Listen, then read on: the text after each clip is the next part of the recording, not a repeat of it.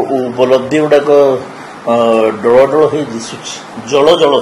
प्रथम कथा है जगन्नाथ मंदिर चारिद्वार खोला है। 2 नंबर जिनस है चाषी को 3100 टंका धान दिगला। सुभद्रा योजना रे आपन को माने महिला मान को 5000 5000 10,000 टंका मिल सारा। तो ये 3टा तो कम से कम लोक दिशुची ना। बाकी कथा छाड़ते ये 3टा तो लोक दिशु। विरोधी को देखा से माने ठकी थिले से माने 100 टंका बोनस देबो बोली कि सोहेला मीटिंग रे नवीन बाबू घोषणा करथिले किंतु 100 टंका बोनस तो बिल्कुल देले नहीं। तो सेमती लगे से 24 वर्ष धरिकी जो ठकी को लगुच समस्त से ठक एमती किसी कथा नहीं।